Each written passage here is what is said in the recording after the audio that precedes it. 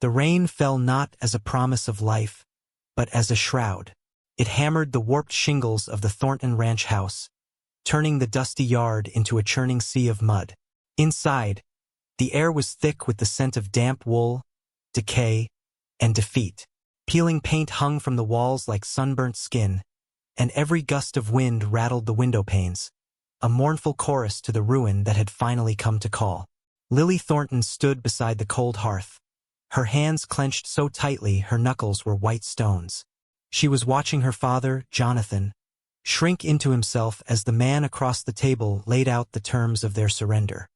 Samuel Reeves was a man carved from granite and greed. His suit, though damp, was impeccably tailored, a stark contrast to the threadbare state of the room. He tapped a manicured finger on the sheaf of papers spread before him.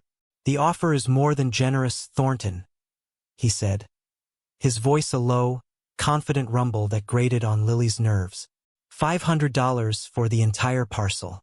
It will clear your debts with the railroad and leave you with enough to start over. Somewhere else. 500, Jonathan whispered, the words catching in his throat.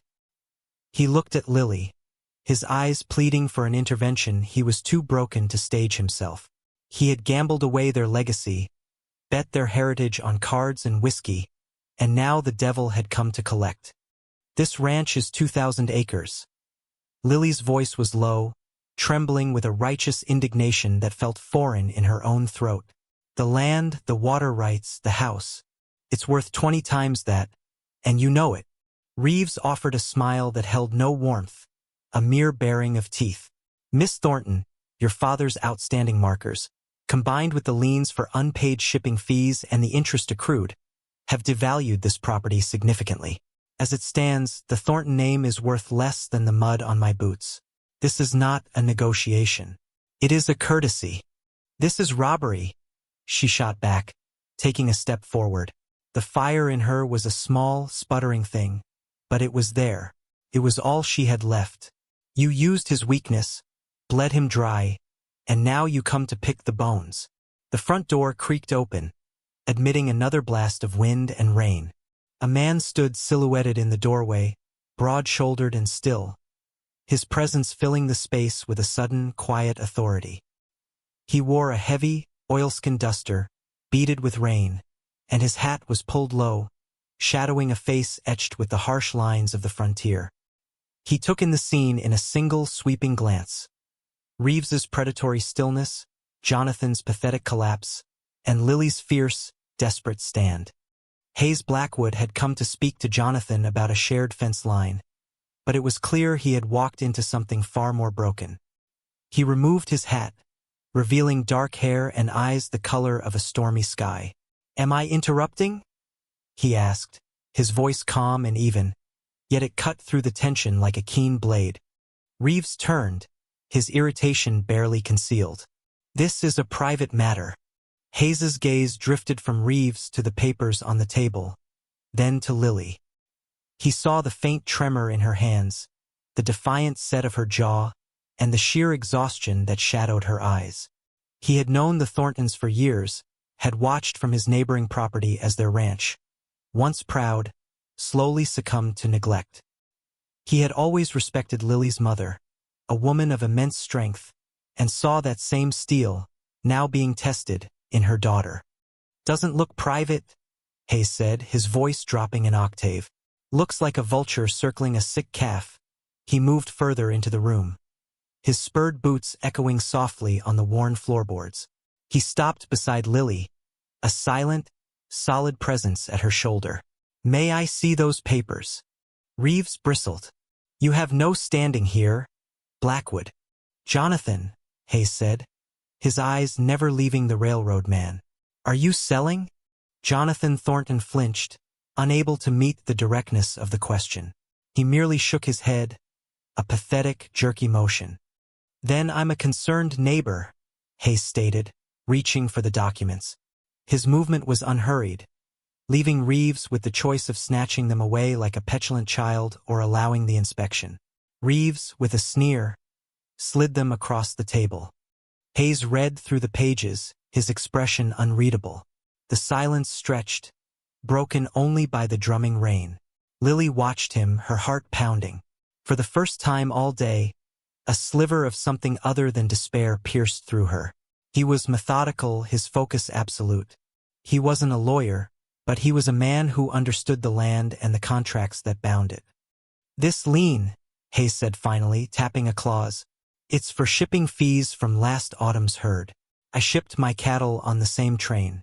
My bill was a third of this." He looked at Jonathan. "Did you ship 3 times the herd I did?"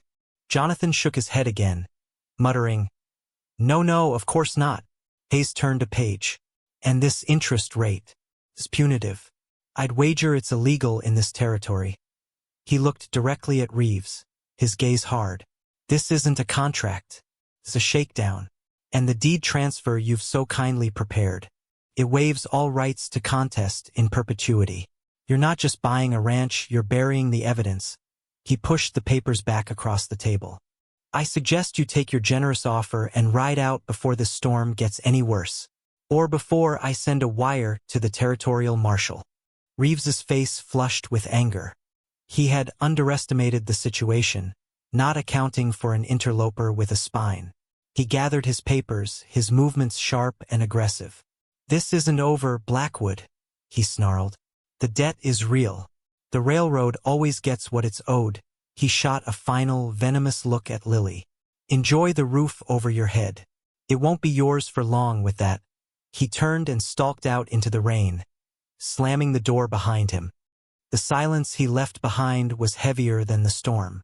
The immediate threat was gone, but the rot remained. Lily finally allowed her shoulders to slump, a wave of nausea and relief washing over her. She turned to Hayes, the words of thanks dying on her lips as she looked into his steady, assessing eyes.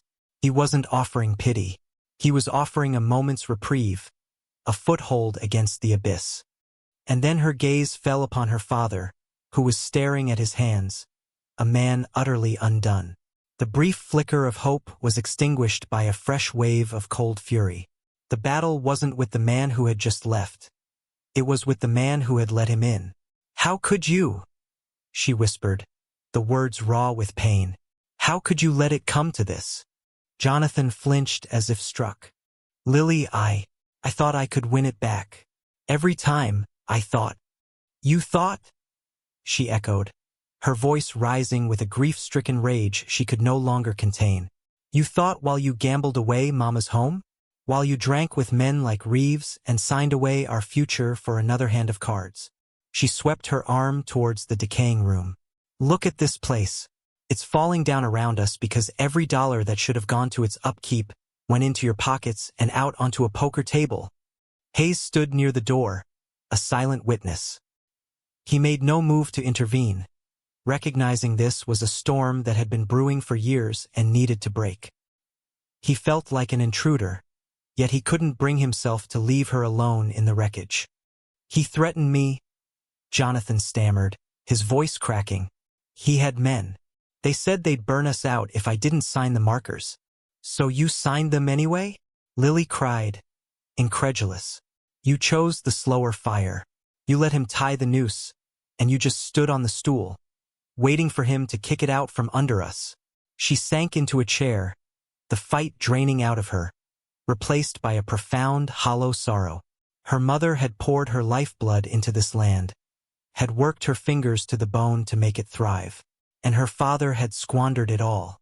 The legacy was ash in his hands. Mrs. Donnelly, the housekeeper who had been with the family since Lily was a child, emerged from the kitchen, her face a mask of worried sympathy. She placed a comforting hand on Lily's shoulder, a small, solid anchor in the swirling chaos. Hayes finally moved. He walked to the hearth and began to lay a new fire, his actions deliberate and practical. He found kindling, stacked logs, and struck a match. The small flame caught, pushing back the gloom with its flickering orange light. It was a simple act, but in the cold, damp room, it felt like a profound gesture of defiance. He didn't speak of hope or of fighting back. He simply built a fire, a small bastion of warmth against the encroaching cold. Lily watched his capable hands, the sure and steady way he worked. He wasn't a man of pretty words or empty promises. He was a man of action. As the fire crackled to life, he straightened up and met her gaze across the room. "The roof in the west bedroom is leaking," he said, his tone matter of fact. "I'll patch it before it does more damage." He didn't wait for permission, simply retrieved his tools from his saddlebag and went to work. A quiet understanding began to form in Lily's mind. This man didn't offer to carry your burden. He simply picked up a piece of it and started walking. And in that moment, that was more than enough. In the weeks that followed, the ranch existed in a state of suspended crisis. Reeves did not return, but his threat hung in the air like the lingering humidity after a storm. The rain gave way to a relentless, baking sun that hardened the mud to cracked earth. Lily, propelled by a cold, hard resolve, took charge. She unearthed years of her mother's meticulously kept ledgers from a dusty trunk and compared them to the chaotic mess of receipts and IOUs her father had stuffed into his desk drawer. The picture that emerged was grim. The debt was immense, a mountain of her father's failures. Yet, buried within her mother's notes, she found whispers of forgotten assets. A small, protected valley with a year-round spring, detailed plans for crop rotation that had been ignored for years, and records of a hardy cattle bloodline that was more resilient than their current stock. It was a treasure map to a life that could have been, and perhaps could still be. Hayes Blackwood became a fixture at the Thornton Ranch, as constant as the sunrise. He never announced his arrivals. He would simply appear at the fence line where she and the two loyal, long-serving ranch hands, Fletcher and old Charlie Bear, were working, his own repairs on their shared boundary conveniently coinciding with their most difficult tasks. He didn't offer charity, but expertise. "If you angle that post just so," he'd say, his voice a low rumble, "it'll hold against a herd's lean." He taught her how to read the land, to see the subtle shifts in the grass that spoke of water, to understand the flow of the seasons not as a calendar, but as a living pulse. They rarely spoke of Reeves or the debt. Their conversations were woven from the practical threads of survival. The price of feed, the threat of wolves from the high country, the mending of a harness. Yet, in the long silences between them, as they worked under the vast, indifferent sky, a different language was spoken. It was in the way he passed her a canteen without being asked, the way his eyes would linger on her face when she was lost in thought, the quiet respect that grew between two people facing a common, unforgiving frontier. Lily, in turn, began to see past his stoic exterior. She saw the deep lines of care around his eyes, the gentle way he handled a nervous colt, the unwavering integrity that was as much a part of him as the land itself. Trust, fragile and tentative, began to take root in the barren ground of her despair. One afternoon, while riding the north pasture, they found it. A clean cut in the wire fence, not a break from strain or rust. A dozen head of cattle had wandered out onto the open range, vulnerable to predators and thieves. A few days later, Charlie Bear, whose knowledge of the land was ancient and profound, discovered that the well nearest the north pasture had been fouled. A thick, oily substance coated the surface of the water, rendering it useless. It was no accident. These were deliberate, calculated acts of sabotage, designed to bleed them slowly, to make the ranch untenable. "It's Reeves," Fletcher spat, his face grim. "He's trying to cut the hamstrings before he moves in for the kill." The threat was no longer a legal document in a carpetbagger's satchel. It had teeth and claws. It was a physical presence, hiding in the shadows of their land, waiting to strike. Lily felt a chill that had nothing to do with the evening breeze. She looked at Hayes, his face set like stone as he stared at the poisoned water, and knew that the quiet war for the Thornton Ranch had just begun. The first major blow landed a week later. It came not with a bang, but with the pained, lowing groan of a sick calf. Within a day, a dozen more animals from their small, core herd were afflicted. They were listless, their breath shallow, refusing to eat or drink. It was a targeted attack, aimed directly at the ranch's most vital asset, the only source of income they had left. Panic, cold and sharp, tried to claw its way up Lily's throat, but she ruthlessly beat it back. Despair was a luxury she could no longer afford. She would not be a victim. She would fight. Guided by Charlie Bear's deep knowledge of native plants and remedies, they went to work. Lily spent her days gathering herbs from the creek beds and hillsides, her hands becoming stained and raw. She spent her nights in the dim, lantern-lit barn, brewing foul-smelling poultices and forcing the concoctions down the throats of the sick cattle. The stench of sickness and herbal remedies clung to her clothes and hair. She moved in a fog of exhaustion, her world shrinking to the confines of the barn, her only reality the labored breathing of the animals she was fighting to save. Sleep was a snatched hour here, a half hour there, slumped against a hay bale. Mrs. Donnelly brought her meals she barely touched, and Fletcher stood guard at the barn door, his shotgun resting across his knees. Hayes was there through it all. He worked tirelessly, hauling fresh water from the untainted spring in the far valley, cleaning the stalls, and holding the struggling animals while Lily administered the medicine. He didn't offer platitudes or false reassurances. He simply worked, his presence a steady, quiet force against the tide of disaster. He saw the toll it was taking on her, the dark circles under her eyes, the way her shoulders slumped under the invisible weight. He saw her spirit, though battered, refusing to break.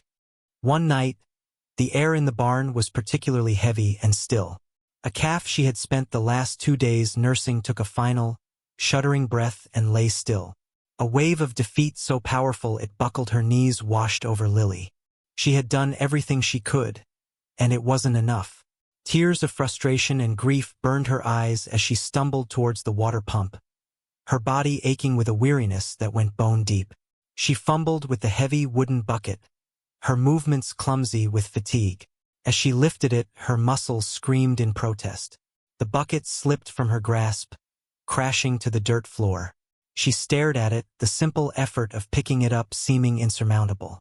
She leaned against a support beam, her head bowed, and finally let out a single ragged sob. Footsteps sounded softly on the hay-strewn floor. Hayes came to stand before her. He didn't speak. He simply bent down, picked up the bucket, and filled it from the pump. He set it down and then gently, so gently, took the empty pail from her trembling hands. His calloused fingers brushed against hers, a touch that was both grounding and startlingly intimate. He looked at her, his stormy eyes filled with a deep, aching understanding. He saw not a failure, but a warrior at the very edge of her endurance. In the flickering lantern light, he saw the grime on her face, the straw in her hair, and the magnificent, unyielding strength in her soul. He moved closer, his voice a low, rough whisper that was meant for her alone. "Let me share this with you." The words were simple, but they landed with the force of a revelation. He wasn't just offering to carry a bucket of water or take a shift with the cattle. He was offering to share the whole crushing weight of it, the fear, the fight, the grief, the fragile hope. He was offering to stand in the breach with her, to make her burden his own. It was the most profound declaration she had ever heard. Lily looked up at him, and in that moment, the wall she had built around her heart began to crumble. She gave a small, almost imperceptible nod. He didn't move away. He stayed with her through the remainder of the night, working in companionable silence, their shoulders occasionally brushing in the close confines of a stall. They didn't save any more calves that night, but in the quiet solidarity of the barn, something far more vital was being salvaged. The death of the calves was a wound, but it also hardened their resolve. The sabotage had to be met not just with resilience, but with intelligence. "Reeves is getting impatient," Hayes said the next morning, his voice grim as they surveyed the remaining herd. "He's making mistakes. We need to find them," leaving Fletcher and Charlie Bear to guard the ranch. Hayes rode for the county seat, a 2-day journey. He was no detective, but he was a man known for his honesty and his long memory, qualities that often persuaded others to talk. Lily, meanwhile, turned her attention back to the ledgers. If Reeves was manipulating the law, she would arm herself with the truth, meticulously documenting every discrepancy, every inflated charge, every piece of her father's coerced debt. Hayes returned 4 days later, his face etched with a new, deeper level of concern. He had spent his time talking to livery owners, bank tellers, and other ranchers who had recently lost their land. A dark pattern emerged. Samuel Reeves and the Western Dominion Railroad had a playbook. They would extend credit at exorbitant rates, falsify shipping manifests, and then, when the rancher was on the brink of ruin, they would use threats and intimidation to force a sale for pennies on the dollar. He learned that the local sheriff, a man named Taylor, had a new horse and a suddenly prosperous-looking wife, despite his meager salary. The corruption ran deep, a rot that had infected the very heart of the county's law. "We're not the first," Hayes told Lily, his voice low and grim as they sat in the dim light of the kitchen. "And we won't be the last if he isn't stopped." The new information settled heavily in the room. They were no longer just fighting for a single ranch. They were standing against a powerful, corrupt entity that was preying on the entire community. Their isolation felt more profound than ever. Who could they turn to when the law itself was bought and paid for? The answer, it turned out, was hiding in their own house. Jonathan Thornton, who had spent weeks wandering the ranch like a ghost, consumed by guilt and shame, overheard their conversation. The confirmation of Reeves's systematic cruelty, and the sight of his daughter and a near stranger planning a war he should have been leading, finally broke through his wall of self-pity. That evening, he approached them, his hands twisting the brim of his hat. "There's something else," he said, his voice barely a whisper. "The last paper I signed. I was drunk. Reeves and two of his men had me cornered in a saloon.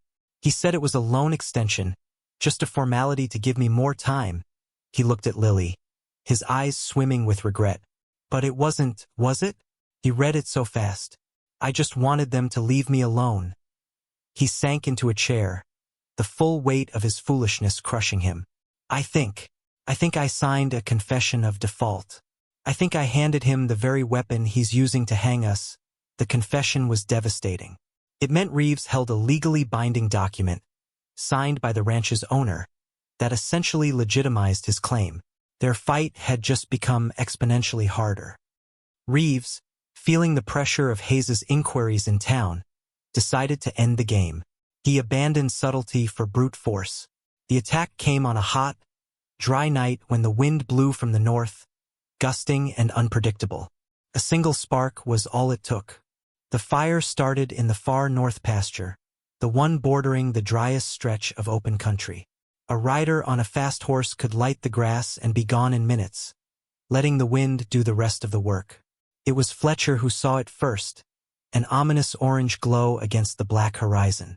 "Fire!" he bellowed, his voice raw with alarm.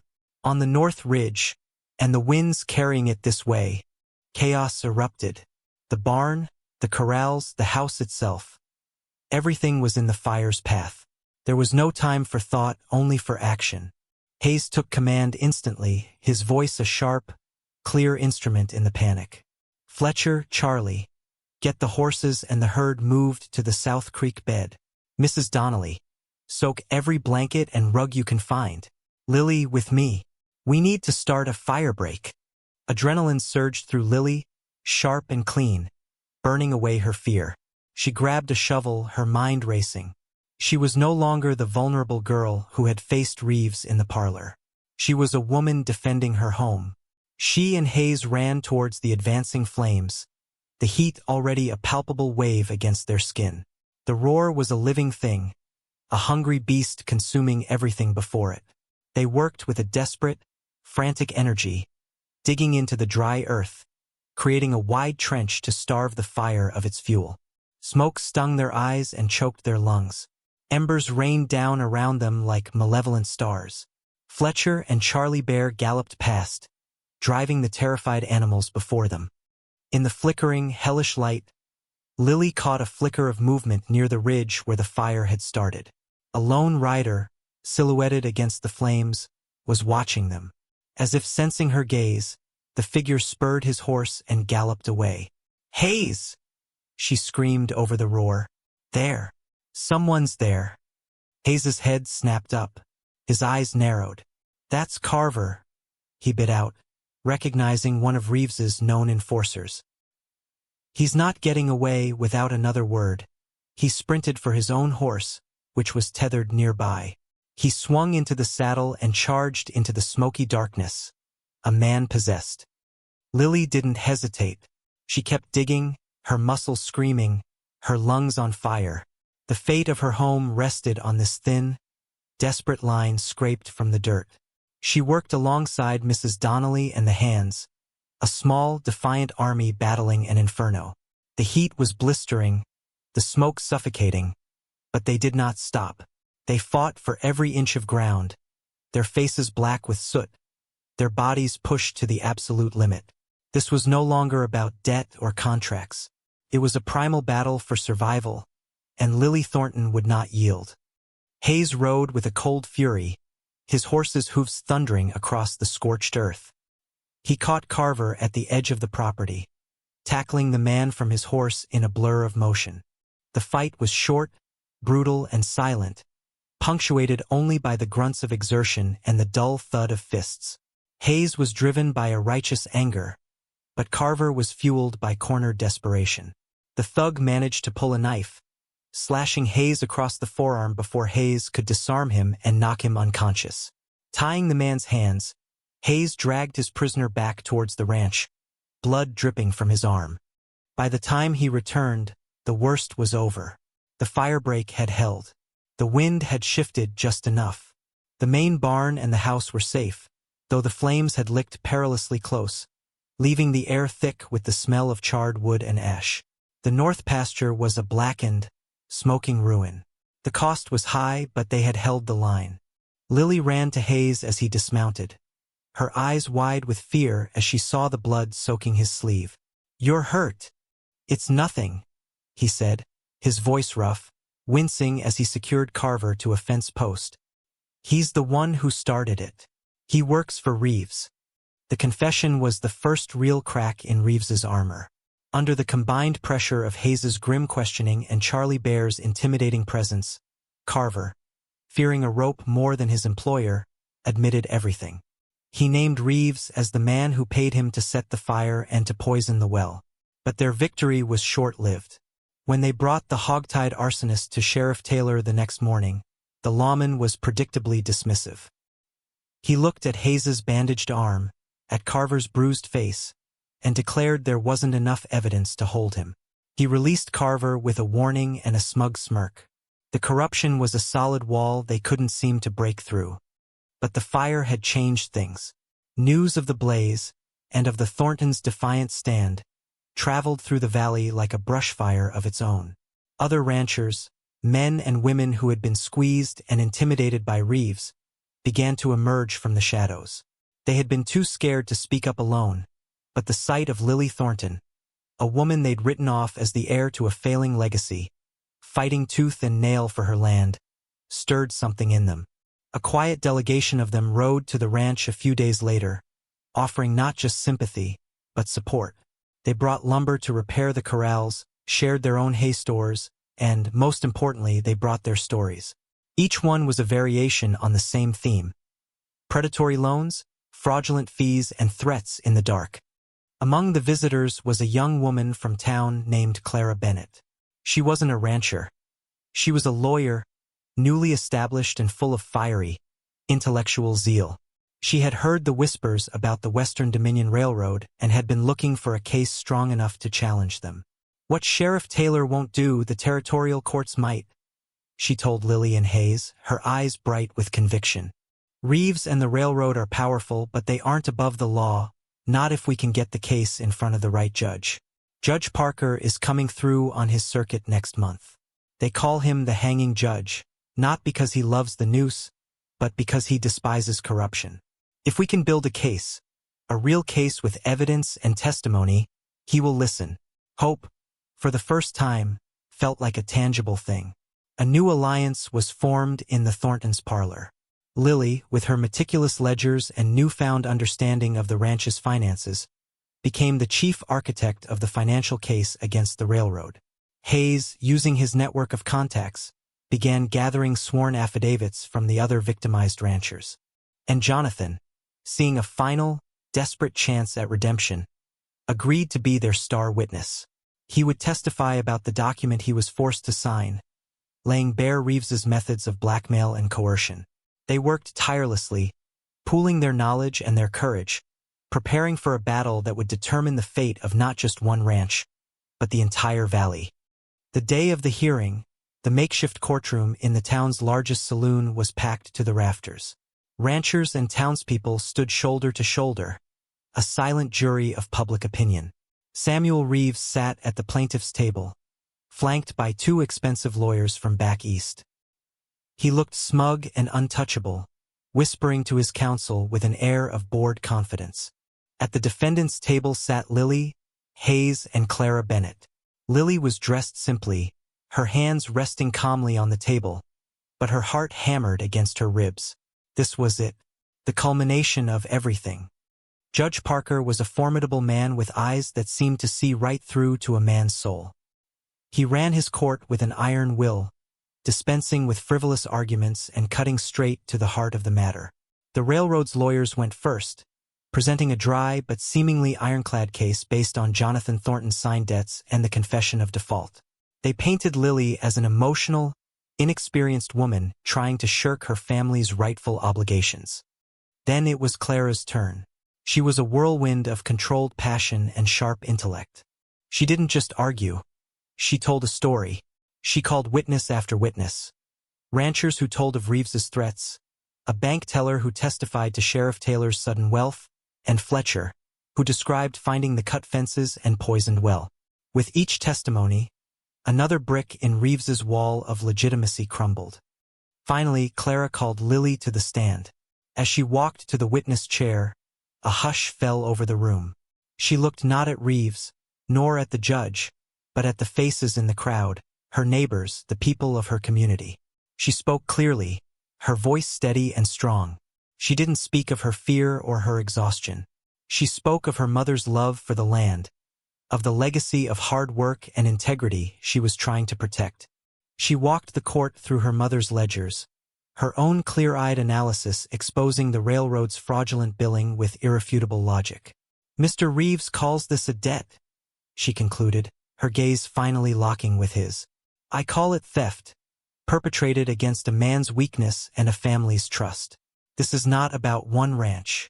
It is about whether we will be a community governed by law and decency, or a territory ruled by greed and fear." The final blow came from the most unlikely of sources.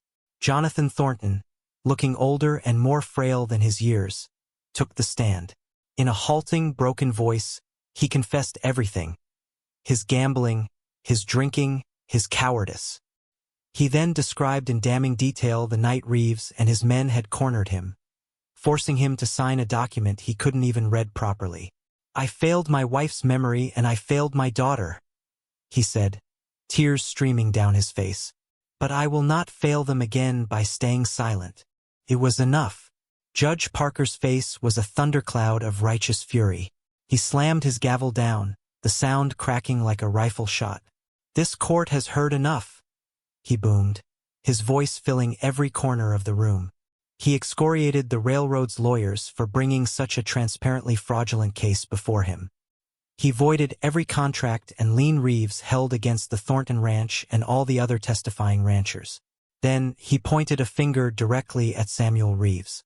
"As for you, sir, your brand of predatory capitalism is a cancer on this territory. I am issuing a warrant for your immediate arrest on charges of fraud, conspiracy, and attempted murder by arson." He then turned his fiery gaze on Sheriff Taylor. "And you, Sheriff, you have disgraced your badge and betrayed the public trust. You will also be taken into custody pending a full state-level investigation." The courtroom erupted. Justice, swift and decisive, had finally come to the valley. Weeks later, a gentle quiet had settled over the Thornton Ranch. The air, once thick with smoke and fear, was now clear and smelled of pine and curing hay. The scars of the fire remained on the north pasture, a stark black reminder of their trial, but already tiny shoots of green were pushing their way through the ash. Samuel Reeves and Sheriff Taylor were gone, awaiting trial in the territorial capital. Jonathan, after signing the ranch and all its holdings legally and completely over to Lily, had left as well. He was heading west, he'd said, to find a place where he could try to build a life worthy of the one he had almost destroyed. Lily and Hayes stood on the front porch, watching the sun dip below the mountains, painting the sky in hues of soft pink and deep violet. The house behind them was quiet, the sounds of Mrs. Donnelly in the kitchen a comforting rhythm. They had won. The ranch was safe, its future now a clean, unwritten page. "It's strange," Lily said softly, breaking the comfortable silence. "For so long, all I could think about was surviving the next day. I never let myself think about what would come after. And now?" Hayes asked, his voice a low rumble beside her. She looked out at the vast expanse of land, her land. "Now," she said, a slow smile spreading across her face. "It feels like anything is possible." The fight had forged her, burning away the last of her youthful vulnerability and leaving behind a core of tempered steel. She was not the person she had been when that first storm rolled in. She was stronger, wiser, and for the first time truly free. He looked at her, at the way the fading light caught the determined line of her jaw and the quiet confidence in her eyes. The respect he'd felt for her from the beginning had deepened into something far more profound, an emotion that had taken root as quietly and surely as the seeds of trust they had planted while mending fences. He had come to her ranch that first day to discuss a boundary line, and had ended up finding the center of his own world. "You saved this place, Lily," he said. "You saved it." She turned to him, her expression serious. "We saved it," she corrected him gently. "I couldn't have done it alone." She reached out and took his hand, her fingers lacing with his. It was a simple gesture, yet it held the weight of everything they had endured together. "You didn't just help me fight. You stood with me while I learned to fight for myself." He squeezed her hand, his thumb tracing a slow circle over her knuckles. The understated emotion that had defined their partnership now bloomed in the quiet space between them. The slow-burn connection had finally reached its destination. This wasn't a romance born of fleeting passion, but a deep, enduring bond forged in adversity, built on a foundation of shared principles and mutual respect. "The work's not over," he said, his gaze sweeping over the healing land. "There's a legacy to build." "Our legacy," she whispered, leaning her head against his shoulder. They stood together in the twilight, two resilient souls who had faced down corruption and fire, and had emerged not just victorious, but transformed. The ranch was more than just land and buildings now. It was a symbol of their triumph, a testament to the idea that true worth is measured not in dollars, but in courage, integrity, and the enduring strength of the human spirit. The long battle was over, and as a new dawn waited just beyond the horizon, their life together was just beginning.